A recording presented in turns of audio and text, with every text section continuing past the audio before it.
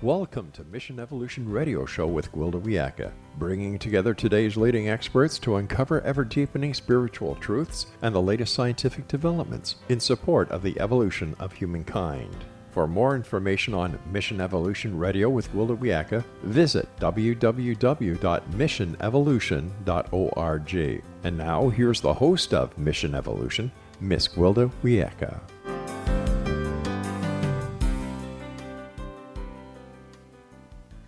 Hello, my visionary friends, and thank you for joining me, Gwilda Wiyaka, on another deep dive into the evolutionary process. This is Mission Evolution, where we share innovative thoughts and information with today's leading esoteric and scientific experts, bringing evolutionary solutions to today's unique challenges. You, my treasured audience, are a very important part of this discussion. Email info@missionevolution.org with any comments or questions. We'll address them on the very next show. So sit back, jot down your thoughts, and enjoy. This hour we'll be exploring lockdown madness when all distractions fail. COVID-19 and the resulting lockdown was a real eye-opener for many of us. Before being denied many of the things we take for granted, few of us recognized how much our ability to cope relies on simple day-to-day distractions. Being confined to our homes and stewing in our own juices brought to light just how uncomfortable and irritable we can become without those diversions. As a result, drug overdoses have drastically increased, as has domestic abuse. Depression is epic. The violence, rioting, looting, and vandalism may also be related to the shutdown and the resulting sense of deprivation. Many states are breaking daily records of COVID-19 cases and the resulting deaths. Over 150 prominent experts are asking leaders for a second shutdown, so we may now be faced with a repeat performance. What we desperately need are some evolutionary tools to help us cope with isolation, its lasting effects, and the possibility we may be faced with it again. With us this hour to discuss the long-term impact of COVID-19 lockdown and how to manage another is Faust Ruggiero. Faust's professional career spans almost 40 years. It's diversified and compelling as it's consistently established new and exciting cutting-edge counseling programs in the pursuit of professional excellence and personal life enhancement. He's a published research author, clinical trainer, and therapist. As the president of the Community of Psychological Center in Bangor, Pennsylvania, he developed the Processed Way of Life counseling program presented in his book, the Fix Yourself Handbook. His website is FaustRuggiero.com. Faust, on behalf of our listeners and myself, thanks so much for joining us on Mission Evolution. Oh, thank you for the invitation. Well, it's wonderful to be here. Tell us a little about your educational background. Well, I'm, public school graduate, and coming out of school, decided I wanted to go into psychology. I knew that from a very early age, and went to undergrad at Mansfield University here in Pennsylvania. BA in psychology, started to learn to do some teaching and research it while I was at Mansfield, then graduated and moved on to Illinois State University or in the master's program there. And that's where I really began to hone the counseling skills and it prepared me for what I've been doing for the rest of my life. What led you into going to counseling in the first place? I'm one of those kids when we were in high school, the one that everybody wanted to talk and discuss their problems. That it just was a natural fit. I'm a real good listener. I love to be around people. I love to hear their stories, and I'm a pretty good problem solver. So it just evolved. Mm-hmm. Well, from working with deaf children, prisons, nursing homes, and substance abuse centers to inpatient facilities, your counseling profession seems to have taken you in some interesting directions. What have you learned from all of that diversity? It's interesting. It is diverse. It's all different. And then when you sit down and you really get to know the people, what you really find are the similarities, that we're not as different as we think we are. And if we all give each other a chance, this can work out real well. So I'd like to get into the counseling process that you've developed a little later in the program. Mm-hmm. But for now, I'd like to draw on your professional opinion regarding the emotional challenges we're being faced due to the COVID-19. What do you see as the impact of the shutdown and the resulting isolation that we've been subjected to? You know, this is one of those situations, Gwilda, where if we went into this healthy, we tend to use healthy tools to deal with it. But we tend to be a society that likes quick fixes. We like things the way we want them, when we want them to be that way. And this shut everything down. This took all those quick fix tools away from us and then put us in a position to have to go back and rely on ourselves and all those inner things, all those inner attributes that we need to be healthy. And for some of us, they just weren't there. Would you mind listing a few of what you see as the quick fixes?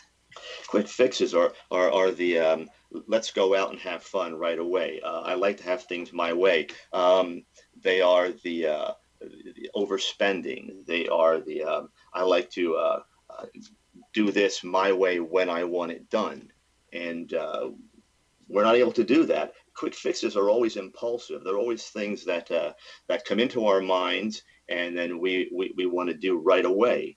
And the virus stopped that quickly. It seems like we're having a lot of problem with impulsivity, right? Impulses right now. People just don't. They seem out of control. Are you seeing this? Oh, all over. Here in Pennsylvania, they went from a red to yellow to green system. So you proceed through and you get to green, and they began to relax things. And the governor now is talking about possibly by the end of the week or early next week, we're going to go back to red, and that whole lockdown is going to start all over again. That's pretty daunting. I mean, we didn't deal with it well in the first place, and we're Right. looking at some of that here in Colorado. I think state by state. Some states like my daughter's up in Wyoming, and that seems fine. It's a big state with very few people. But the ones that have like international airports here in Colorado, we're just not doing really well. And what they thought was, oh, you're going to be okay till the second wave. We've never really left the first one, have we? No, we haven't, and that's what's so insidious about all of this. People really thought that this was going to calm down, and that goes back to those quick fixes and getting what you want. What people did is really use some old tools. They denied what was being presented to them, and they kind of rationalized and intellectualized this to the point that they really made themselves believe they could go out and throw the parties and go to the beaches and do all those things that we really can't do. So now we see the second wave. What we're talking about is the second wave beginning. And it seems like there's two ways of coping, and help me if there's more. But there's, like you said, the denial. Oh, it's all okay, or denial to the point of, oh, it's all a hoax. I mean, I've heard more of that than I can tell you. And how COVID is a hoax, or how having to wear masks is an evil plot to take away your freedom. I can't rationalize. But there's that kind of a response. Would you speak to that one a little bit? Yeah, absolutely. Again, we like what we want when we want it, and we have a tendency to put our conclusion, the thing that we want to happen, before the facts, and that's really the mechanism that makes all this run. We see it, we want it, we're going to do it, and then later on we're justifying and we're trying to present facts to rationalize our position, and that's what got us into this, into what we're calling this second wave, because the facts were right in front of us. If you go out and you come in contact with someone, odds are you may catch this virus and it could kill you. That enough should be a sobering enough fact to stop what you're doing. But the human mind is very good at tricking itself, and we use all those defenses and all those tools to, it helps us get what we want when we want it.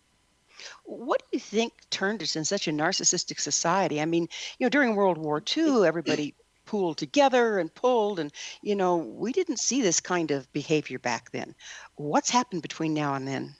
Well, we become a society, first of all, that has had plenty. We could do whatever we wanted to do, so there's a lot of leeway. If you make a mistake, it's not a huge problem.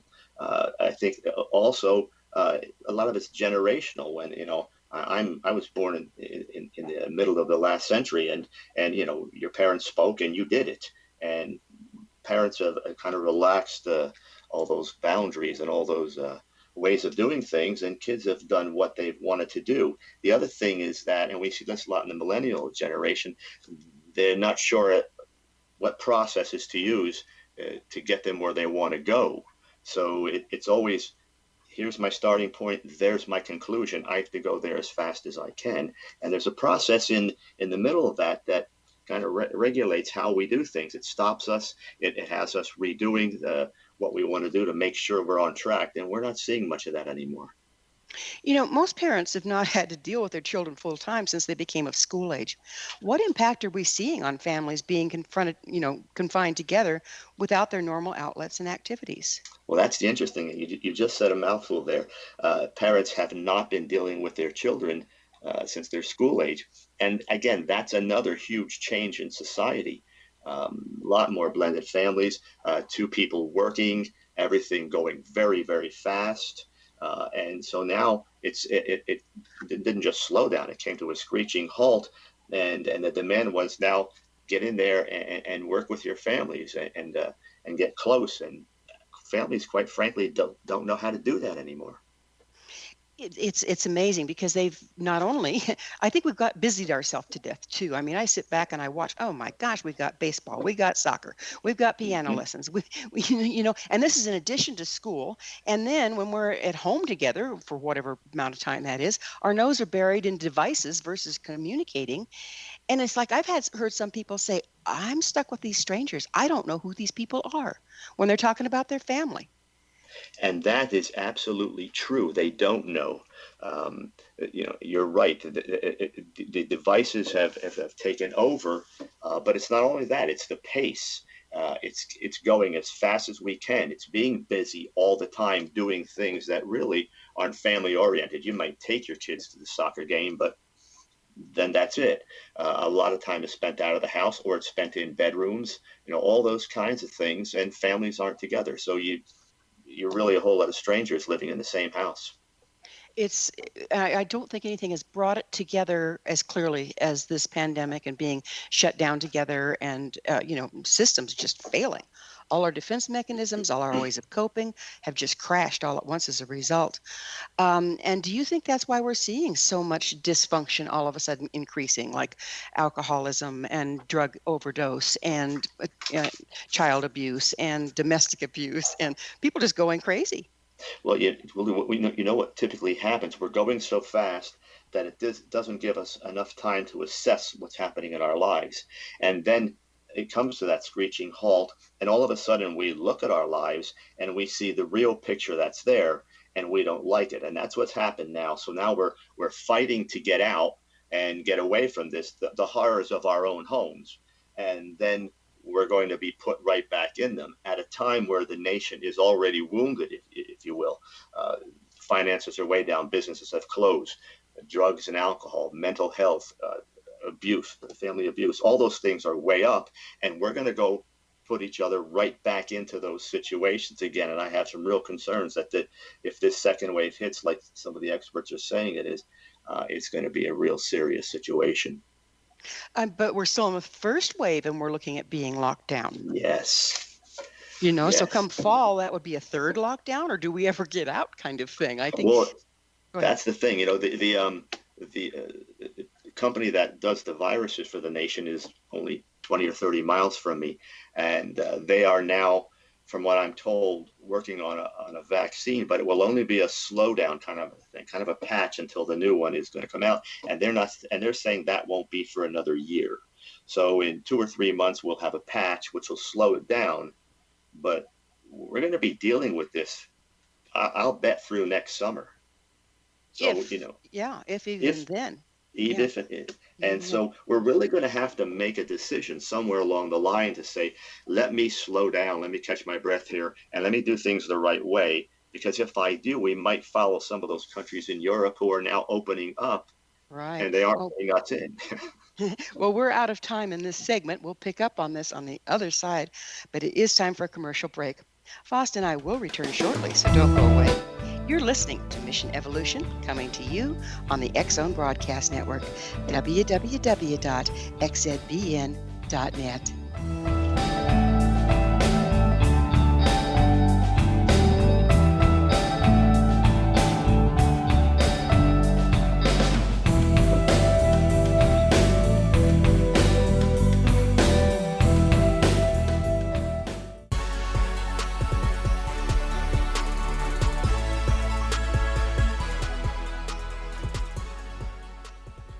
Hello again. This is Mission Evolution, missionevolution.org.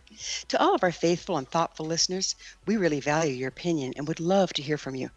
What do you think about the emotional effects of the COVID-19 lockdown? Email me at info@missionevolution.org and give me your thoughts or questions so we can all share them on the next show. This in from a member of our audience regarding our 2-hour special episode with Dr. David Hanscom entitled Thriving and Surviving COVID-19. JK shares, your special on COVID-19 gave me the first real hope I've experienced since the pandemic began. I would encourage everyone to listen to it and take action to protect themselves. Thanks, JK. Dr. Hanscom had some amazing information about alternative measures to survive COVID-19. Curious, dear audience? Visit our archives at missionevolution.org, listen to the special episode entitled Thriving and Surviving COVID-19, and let us know what you think. With us this hour discussing mitigating the emotional impact of COVID-19 lockdown is Faust Ruggiero. His website, faustruggiero.com. Faust, we were getting into the, children having, being home, and this is probably the first time since they entered school that the parents are all of a sudden faced with full-time parenting and educating the poor children. But let's look at what you think the lasting impact the pandemic is going to have on our children moving forward. Well, it's a good question. This is something none of us have ever seen before. So there's no playbook. Parents don't have a real good idea of what to do with their kids. So we don't even know what to teach them. Kids are really part of the whole process as we formulate the plan to move forward. So they're really stuck in a situation where parents are stressed, don't have the supports they need to do what they need to do, and we're not sure what's going to happen as we go forward. So the effect on kids could be substantial. It's kind of scary, really, because we look back, all the different times that we've had trauma in cultures like the Holocaust and this and that, and the children don't get over it and tend to pass the trauma down, at least energetically or genetically, to their offspring. So we could be looking at a whole ball of a mess coming forward, couldn't we? It's a whole life transition. That's the key. And, it's just like we go back 25 or 30 years ago and computers were just coming into the picture. Parents didn't really know how to address that. And kids began to take the lead. They're the ones in schools were getting the education. So this became something that was, fixed in their way of living. Now we have the same type of thing going on. Once again, the parents don't know how to move forward, and the kids are going to grow up with this as a norm. So we really have some discrepancies on the way we think here. How about the teenagers? I mean, we think about it, and our children, even the millenniums, have had computers and fast-paced life going on their whole lives. And now all of a sudden we're looking at lockdown and being isolated even further. How's that affecting our teens? Well, see, the teens, again, are caught in the middle. For one thing, and this is really a concern if the schools don't go back, teens get put in a position where we're going to assign them more responsibility. So we're going to take some of their teen years away, so to speak. They're going to be thinking about trying to restore the life they knew, which really is existing at a time where, they're just coming into their own and they're challenging things. And there's no way to challenge. That's an real interesting concept. We all challenge. That's how we learn. They can't do a lot of challenging because a lot of the territory has been stripped away. It's got to be devastating for them. It is. And then they rebel against the parents. It's not the parents that are causing the lockdown. What kind of stress is that putting on the family? Well, interesting that they're rebelling against the parents, and everyone's rebelling against whatever the unknown entity is, whether it's the government or the virus or just a life transition. No one has, or very few of us have really said, let's try to accept this and let's try to create a way to move forward. So everyone's in a rebellion mode right now. And that's devastating as far as the virus is concerned. It is, because we keep on challenging. We don't want to accept things, so we keep on challenging. So we actually give the virus more power than it needs to have. There's some simple things being asked of us. We social distance, we wear masks, and yet I'm hearing all these crazy things like, oh, it's all an evil plot, the communist plot, or this or that to take away our rights to have to wear a mask is against our personal rights. And it's like, man, it sounds like a kid having a temper tantrum. And yet it's going on en masse. What's causing that? Well, what's happened, we were locked down for a long time. And, it's really an outgrowth of us having everything we always wanted. We talk about millennials feeling entitled or kids feeling that way, but adults in this country also feel entitled. We've had a status quo and a very good status quo for a long time. And all of a sudden, someone says, you can't have that anymore. And people are just going off the ease, aren't they? They're just kind of losing it. There, that's what, and really what's been taken from us. It's not our rights. It's really it's those luxuries. It's the stuff over the top. That's what's been taken away. The rights, we still have all our rights, but we're just being asked to do a few extra things. Put a mask on, maybe gloves if you want to. Keep distance. Don't go to huge gatherings. We're going to lose things like the gatherings, the sporting events, the concerts, things like that. It's temporary, and if we're willing to embrace what's going on and work with it, then it becomes a very temporary situation.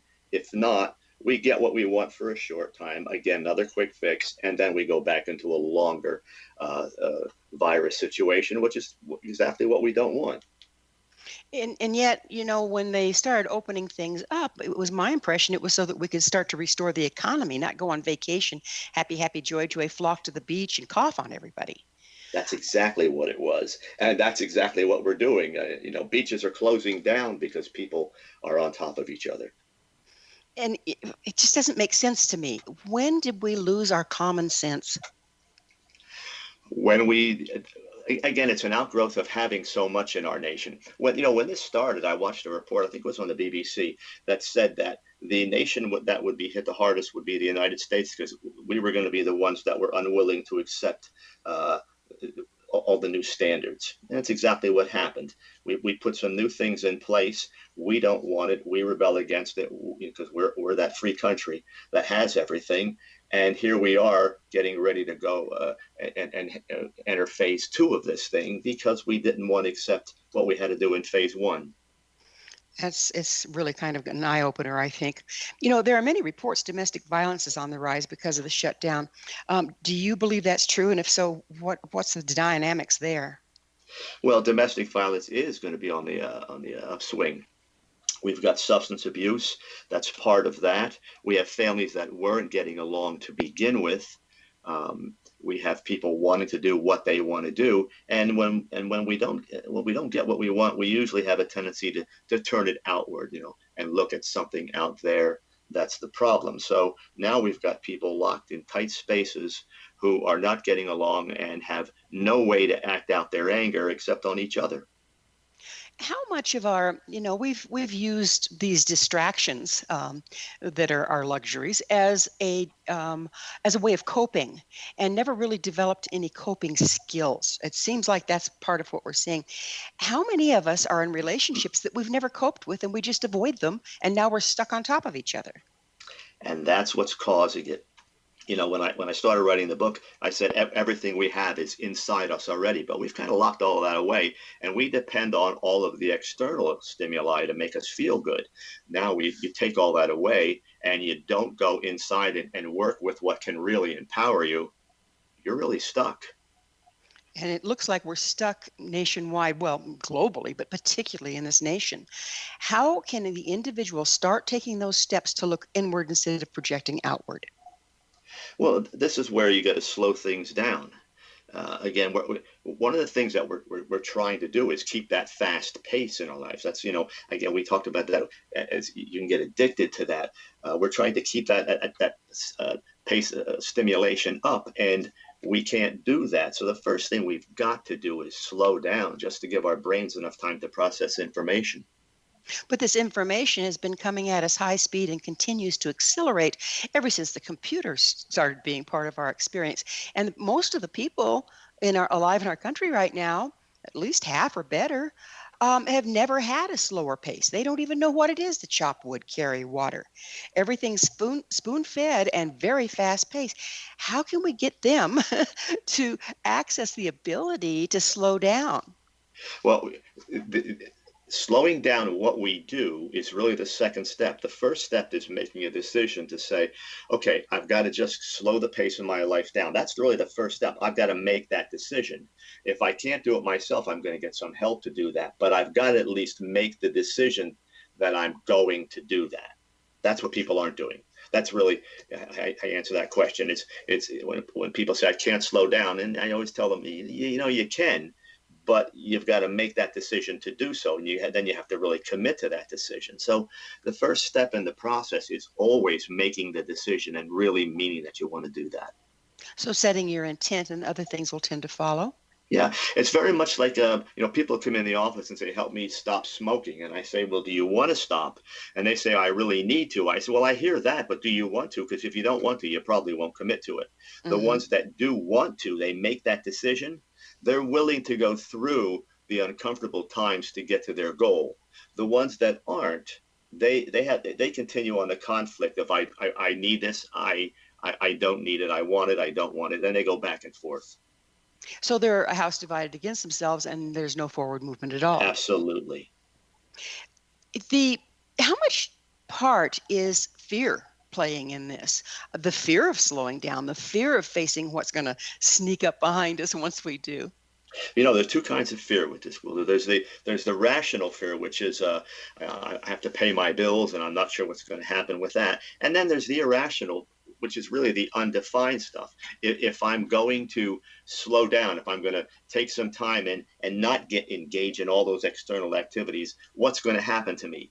And that's what people will think about. How am I going to lose my social status, or am I going to lose friends, or all those kinds of things? And I just say you have to, if you slow down long enough, you can define all of that, and that what is unknown doesn't become so fearful anymore, because once you define it, you can put a plan in place to deal with it.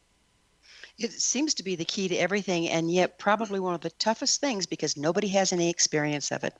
How important is it to reconnect with the rhythms of life, of nature?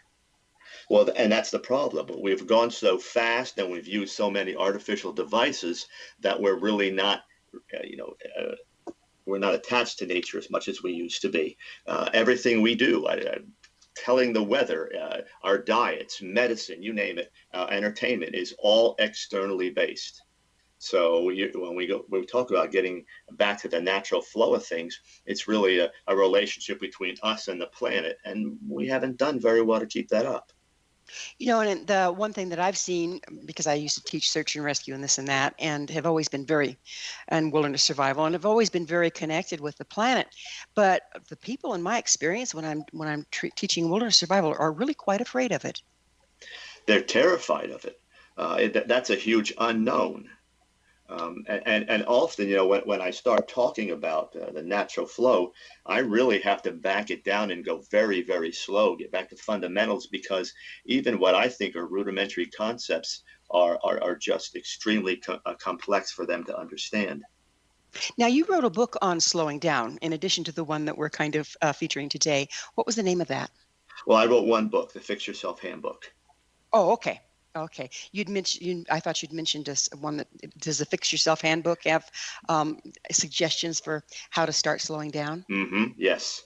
Uh, Fantastic. and everything in the book is based on that. I have the first four chapters. I call the process bookends, where we're talking about what you need to do to start this whole process. Slowing down is there, and I tell people how to do things. I mean, slowing down really it starts with your body, and Mm. people think it's about your mind, but your body gets so engaged in that pace that even if your mind says I want to slow down, the body's But running. it doesn't know how. So we're going to have to take a commercial break, but on the other side of the pause, we will discuss further how we get our poor bodies to slow down. Faust and I will return to our discussion shortly. So you stay right there. This is Mission Evolution. We're coming to you on the X Zone Broadcast Network, www.xzbn.net.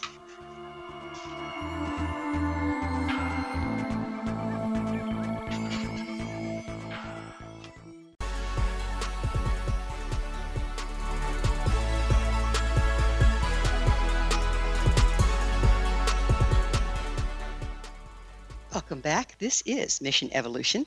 Did you know our entire leading edge information packed episode collection is available to listen or download with our compliments? Visit our archives at www.missionevolution.org for our ever growing selection of guests and topics. Our special guest this hour is Faust Ruggiero. We're speaking about the many advantages of personal processing. His website, faustruggiero.com. Faust, before we went into the break, we were talking about how the body is like been geared up. I mean, we were born into this most of us were born into this fast-paced society, induced labor, pop the kid out, and on we go, hit the ground running. How can we get the body to slow down? That's the first step. And again, as I said, you make that decision to do so. And then once you've done that, then they're just simple steps. I mean, you can, we talk about slowing the body down, I'll talk to people about meditation and those types of things, deep breathing exercises. That is really the first place to start, is with your breathing.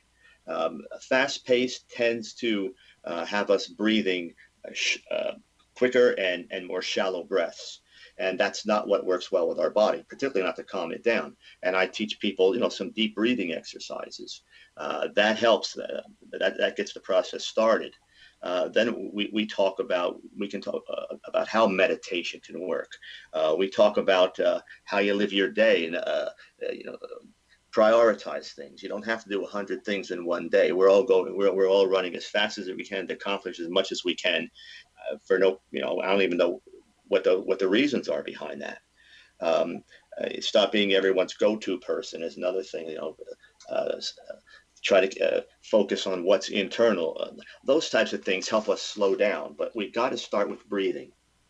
Now, breathing is something that is addressed by just about every tradition on the planet. I know breath and chanting and rhythm is used even in shamanism, and that's been around 50 to 60,000 years. And yet, we just have music fed to us. We don't sing it. We just, everything is fed to us. We don't engage it. How much does this have to do with not engaging the body in the rhythms of life? Well, that's exactly what it is. That's the core of the problem. Breathing is taught by many people, and very few people embrace it, because in order to embrace it, you've got to slow down. And that's not what people want to do. Consciously, it's programmed into us to go fast. We accept that without question, and we continue to do it. That's one of the huge reasons why we're in the situation we're in with this virus, because, like it or not, the virus is demanding that we slow down. It gives us no options. None. Yeah. Even if you get sick, some of the things they're finding out is slowing way down, getting enough rest, taking care of yourself gives you that edge to get through it. Sure, because you're not using all the resources to do all the crazy things you're doing. The body is requiring those resources to get healthy. And I'm wondering how much our fast pace has compromised our immune systems in the first place. It has. What it's done is, as I'm sure you know, there are two basic rhythms that we deal with our body. The basic rhythms that we go through every day, the 24-hour rhythms, and then the larger ones. And without going into all the language about it, the basic thing that I tell people is the fast pace throws all the rhythms of your body off. And we need those rhythms. When you talk about how you connect with the planet, we need those biorhythms to be working properly. Fast pace has them blown away. And we really need to reestablish them. Those of us that choose to live this way, life gets very simple, gets very easy. It's amazing. And then you can actually slow down enough that you can hear your promptings and find safe passage. You can. And not only hear them, you can define them. And that's the nice part about it, because it's like anything else we do. We begin the process, we define something, we begin using it, and then we begin to redefine and to do all those little things we do to make it even better. So life continually gets better. The journey gets better, but not until we slow down. Well, this is another point here I'd like to make and have you help me with. But some of the people I've been talking to about this, when we talk about the physical aspect and what goes on with the body, is this fast pace has put us into fight or flight. Fight or flight puts us in the back of our brain, and there's nothing there but aggression. And that's Fear or exactly run. what it is. Run or fight. So, how much does that have to do with people's negative response to the restrictions and to all this rioting and looting and craziness that we're seeing going on? Well, when you define fight or flight as it exists today and the way we do things, it has us running away from our problems, or it has us, putting on the helmets and going headfirst into them. As we know, neither one of those ever has a good solution. Um, so here we are with things that we could do to really help us, but they demand that we focus on those and define things about ourselves, some which we'll like, some which we may not. We're going to run away from that, and we see that in our relationships all the time. And then when the fight comes out, and now we're in that back part of our brain, and we're aggressing, and the problem is we don't know when to stop. Once you turn that on, and you begin to work with that as your routine, it becomes your routine. And you're seeing it as, we started with protests, now we have riots, and no one seems to know how to turn themselves off. That, and it's exhilarating. It is. Doing exactly the opposite of what we really need from what you're saying. Um, so, and I'm just going to ask this as your personal opinion, and professional.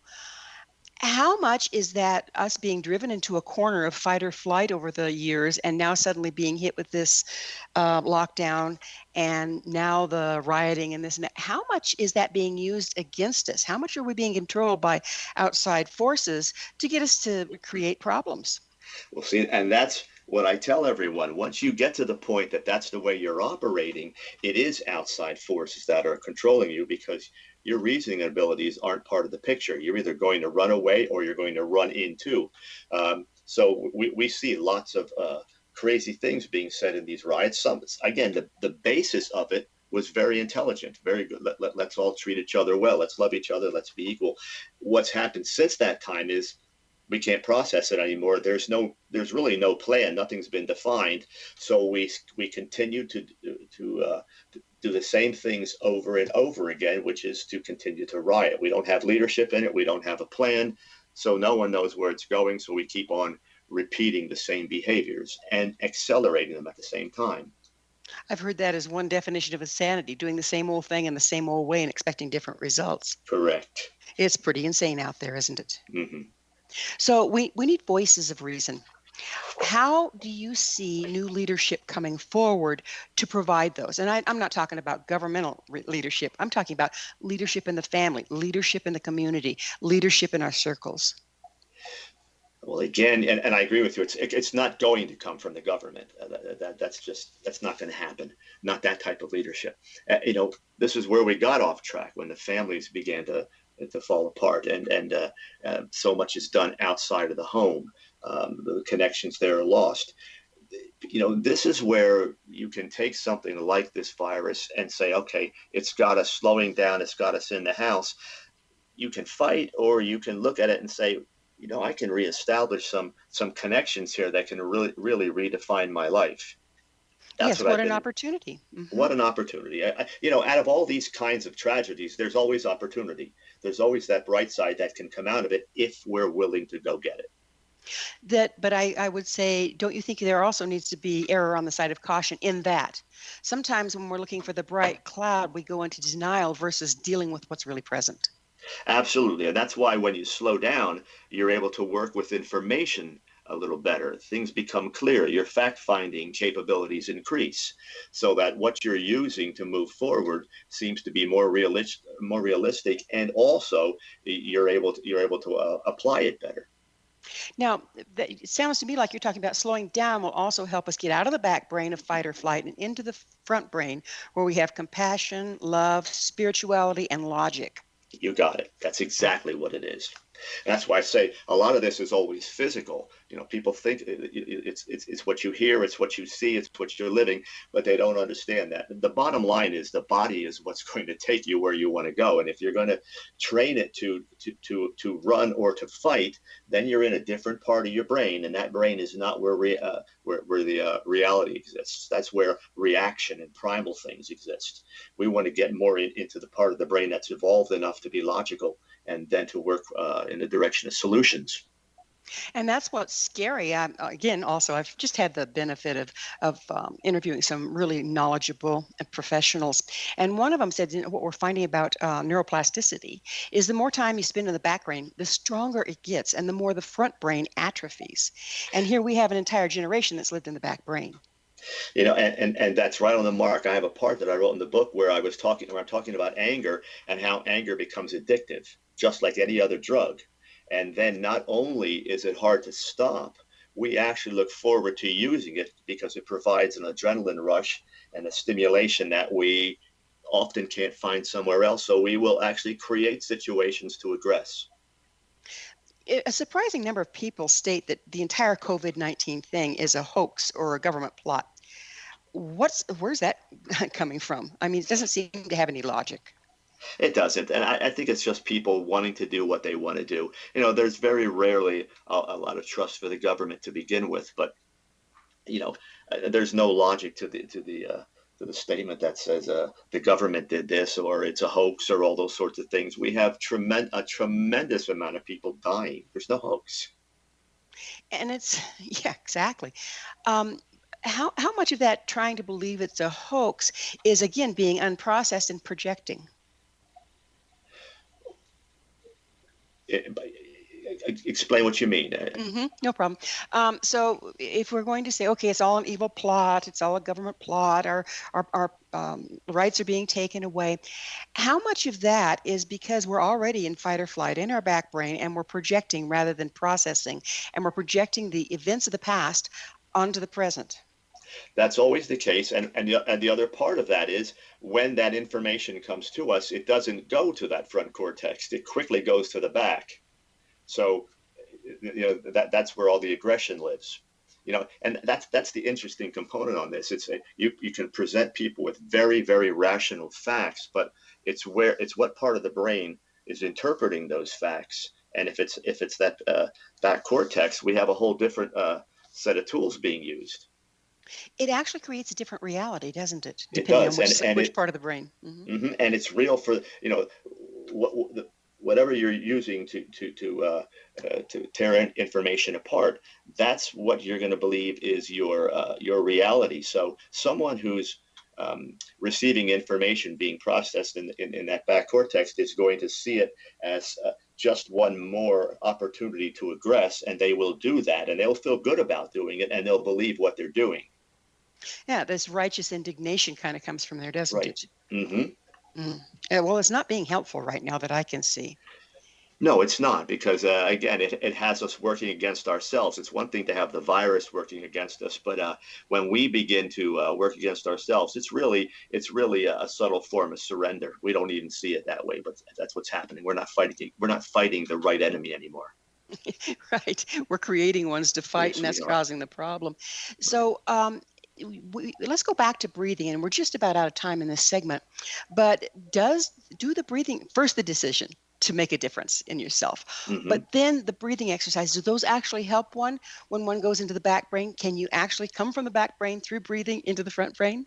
What it does is relax you enough so that the energy that you're using isn't going to the back brain. That's what's happening. When you slow down and you slow your breathing down, and it usually takes about 20 minutes, as you know, 20 minutes, 30 minutes at the most, to get your respiration down to where you need it, you actually feel the relaxation. And relaxation is connected more to the front part of the brain than the back. So relaxation equates safety? It will, yes. Wow. And so once you start practicing this, then does it take shorter and shorter time to get out of the back brain and into the front?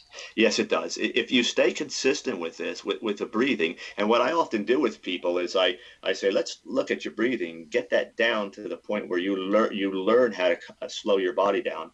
And then if you want to incorporate something like a meditation, and I teach them a very light meditation, so I'm not going very deep with anything, and you incorporate the breathing and the meditation together for 20 minutes and do it once or twice a day, you'll find a complete change in the way you live life. Well, we are going to have to take that commercial pause, Faust, and I will be back shortly to continue our discussion, so don't go away. This is Mission Evolution on the X-Zone Broadcast Network.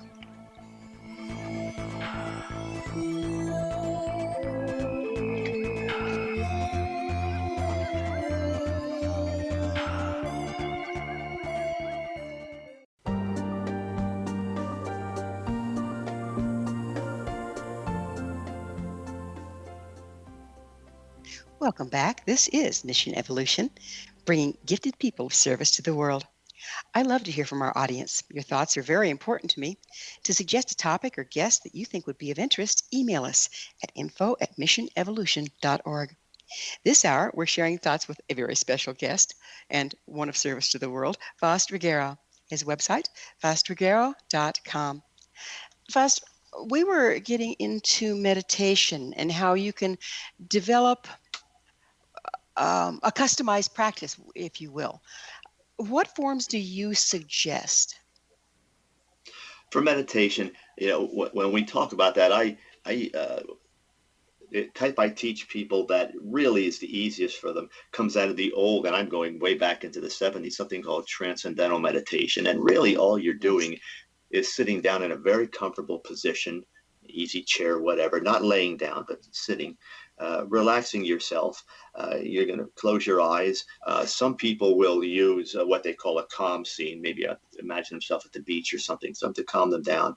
Some people will use what they call a mantra, which is nothing more than a meaningless syllable, and repeat that, whatever it does. And those are attached to breathing. And I teach them how to do that. It's very simple. I can do that in a session. And then they leave with the breathing and that meditation. And that really sets the stage for them to begin to think things, use their brains a little bit different. So, and of course, that's going to be the bottom line, is get our bodies in line, and then that will get our brains in line. Yes? Yes, absolutely. There's an old system called systematic desensitization. This came out of the 60s. And all it's doing is they used to take one body part at a time, tense it up, and then relax it. And that's another thing I've taught people to do, because if you can, when you tense your body and then you relax it, it actually relaxes just a bit farther than it was when you started. So again, another way to do things. There's simple relaxation techniques, and certainly if we're staying home, we have enough time to do a relaxation technique or change our breathing. And it's amazing once you get into the front brain how you can look at the way you've been spending your time and reevaluate to buy yourself more time. You buy yourself more time, and the thing is, positive thinking lives there. It's just the antithesis of the back part of the brain. When those of us that are working with that part of our brain, we'll look at this thing, we'll understand the horrors involved, but we'll also try to extrapolate as much of the good parts of this as we can. We'll look for that part of the cloud that shines a bit. Mm-hmm. Well, we could certainly use some silver linings right about How now. about it? As an example of how to use your tools that you're offering here, let's look at personal processing. How, once you slow down and your stuff is allowed to bubble to the surface, how important is personal processing, and what tools can we use to manage it? Well, again, you're dealing with the facts. Personal processing is, the way I look at it is always getting a person in touch with themselves and what they're thinking and what they're feeling, and that's all based on factual information. Something I call brutal honesty is how I started. And you don't get you go in a little deeper. You find those parts of yourself that are good, and then those parts that maybe need to be changing a little bit, and you start working with that. So that processing is really to help you learn about you. It's the key to our freedom and productivity as well, isn't it? It is. How can we tell when we need to work on personal processing? What are some of the red flags that we're unprocessed in a particular area? Oh, anger, conflict, confusion, boredom, lack of direction, all those kinds of things. They tell us that we're really not slowing it down enough, and really directing our energy to understand what we're doing and what we're thinking and how we can change to move in a direction that's going to be profitable for us. What tools can you offer to creatively process our feelings rather than avoid them through engaging in distractions or dumping them on other people? Well, there's a lot of things you can do. I tell people that one of the, again, we got all this time. Be an action person, create something. We've got so many creative parts of our brain that we're not using. We will choose to watch a television show rather than to create something, to be it a piece of art or learn how to play the guitar or whatever. Get your creative juices going. It doesn't have to be anything special. just something that makes you feel good. We touched in on fear. We touched in on fear and what a horrific thing it has to do with us. Hmm. Let's look at grief. It seems like we have a lot to grieve right now, whether we really do or not. We certainly perceive we do. How can we move through the grief of the loss of the things that we have taken for granted? Well, and that's another part of this.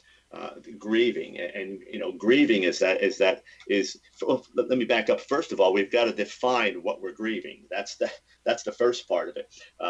When I ask people, how are you feeling about what you're losing, they'll all go back to, I have to stay in the house and I can't see people. And I'm saying, oh, well, let's talk about permanent grief versus temporary grief. This whole situation is temporary. You're not losing anyone personally unless it's the virus has taken them, and then you've got that level of grief to deal with. But I try to separate the two levels. So I want to get that entitlement kind of thing out of the picture. Now we have some real grieving to do, and we have to teach people how to process the loss of life, the loss of your home, maybe those kinds of things. And that isn't that true? You look at what people are pinning their grief on. Gee, I can't go out and party, right? Yeah.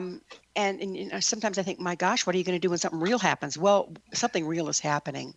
And so how can you start to tell as an individual if you're just projecting your grief about other things onto the little I can't go out and party, and start to reframe and access the true grief so we can move it?